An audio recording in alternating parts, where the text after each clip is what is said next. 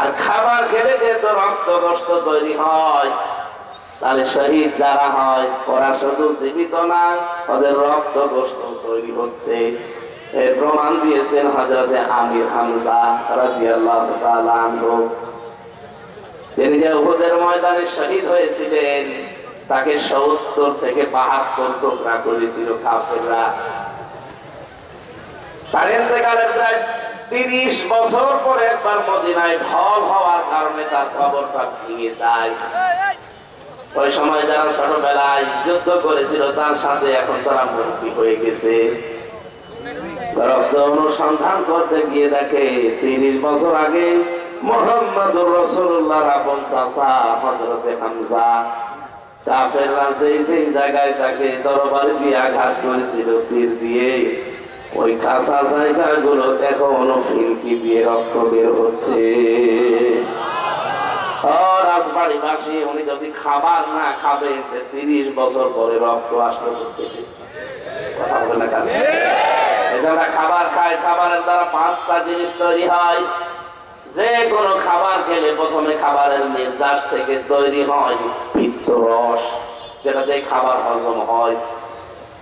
২ নম্বরে তৈরি হয় এটা দিয়ে রক্ত, ৩ নম্বরে তৈরি হয় এটা দিয়ে বীর্য, ৪ নম্বরে এটা দিয়ে তৈরি হয় মল, ৫ নম্বরে তৈরি হয় পানি প্রসাদ।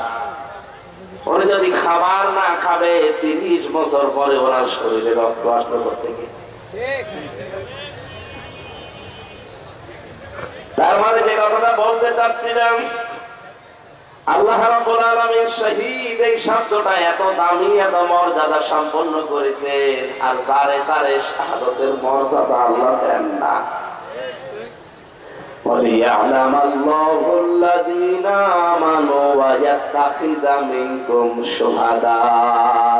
সূরা আলে ইমরানের ১৪০ নম্বর আয়াতের মাঝের অংশে আছে আল্লাহ পাক বলেন, যার জীবন যৌবন আমার কাছে ভালো লাগে, যার অ্যাক্টিভিটিস, যার মানবতার কল্যাণমূলক কাজগুলো আমি আল্লাহর জন্য ভালো লাগে, তখন তাকে সাধারণ ভাবে মরণ দেই না, ওকে মরণ দিলে আমি আল্লাহর শাহাদাতের মরণ দিয়ে ধন্য করি।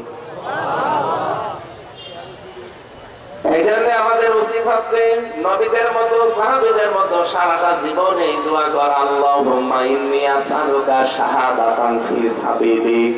হযরত ওমর বলেন, সারাটা জীবন দোয়া করতাম, আল্লাহ তুমি যদি মরণ দাও বিছানায় পড়ে এমনিতেই মরণ দিও না, সাধারণ ভাবে তুমি আমার শাহাদাতের মরণ দিও।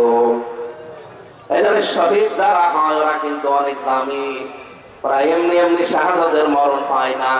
ওদের জীবন যৌবন, ওদের মানবতার কাজগুলো আমার আল্লাহর কাছে ভালো লাগে, তখন আল্লাহ ওদের শাহাদাতের মরণ দিয়ে ধন্য করে। বলেন সুবহানাল্লাহ।